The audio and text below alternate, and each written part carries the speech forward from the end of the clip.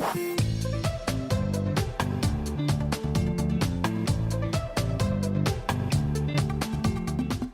what's up, everybody? Steve Schwartz here from LSAT Unplugged, sharing with you 3 ways that you can increase your LSAT logic game score.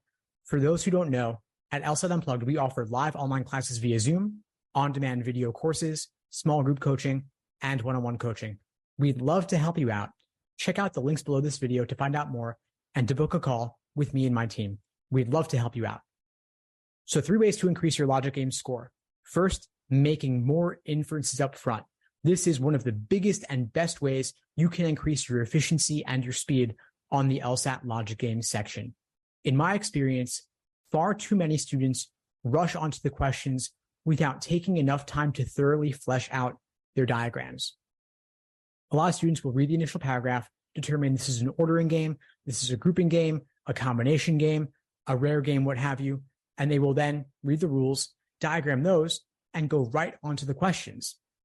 Instead, what they should be doing is slowing down and looking to make inferences, making deductions, connections between the rules.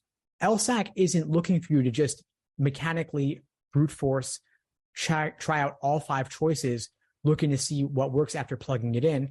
They want to see that you're able to work efficiently. And so they deliberately construct the logic game section so that you will only be able to solve the questions within the time allotted if you find shortcuts, tricks, hacks, ways that you can skip through the work of drawing out all 5 choices, but instead be able to predetermine or predict what the answer will be through strategic process of elimination or deductively finding out the correct answer before even looking at the choices.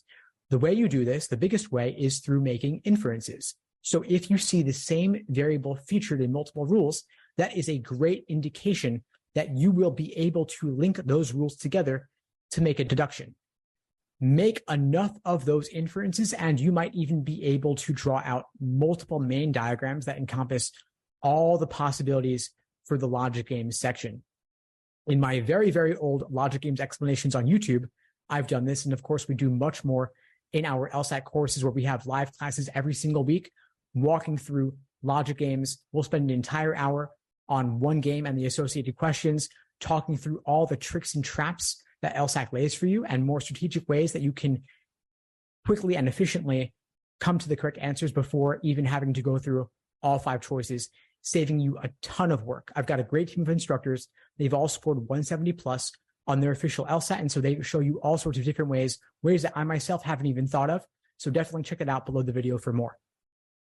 The number 2 biggest way to increase your logic game score is to reuse previous work.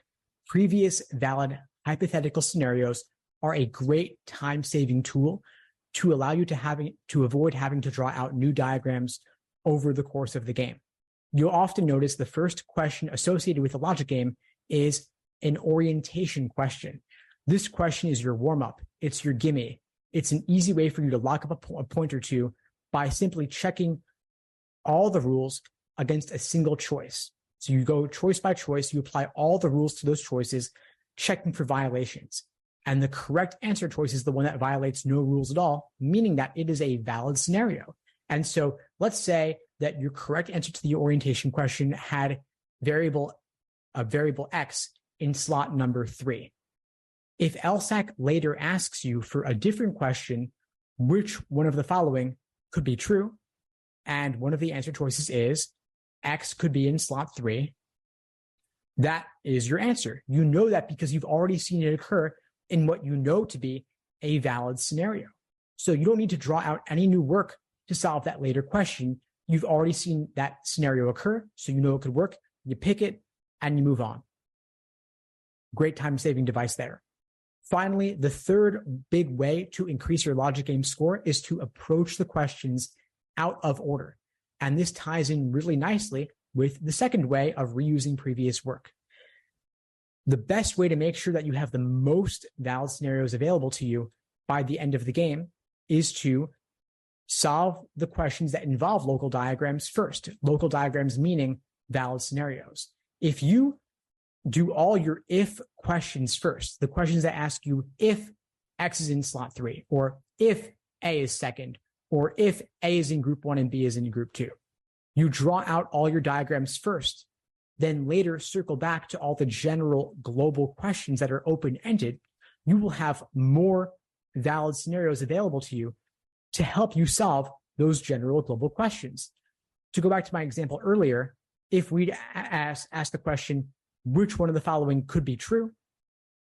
And then the answer being X in slot 3, but we hadn't yet done the orientation question, then we wouldn't have the work available from that orientation question to help us solve the general global question that came later. So it makes sense to do any question earlier that involves a local valid scenario prior to doing a general global question.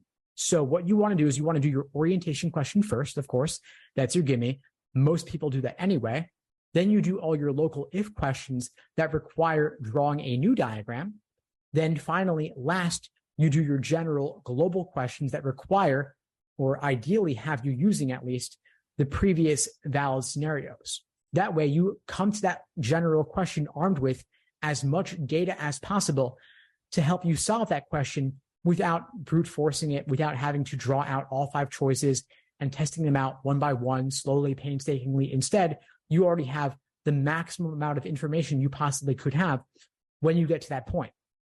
Sometimes this will involve doing a local if question that appears as question 5, and then coming back to question number 3, that is a general global question. So for me, if I'm solving a logic game, questions 1 through 5, I might do them in this order. I might do 1, 3, 5, then 2, then 4.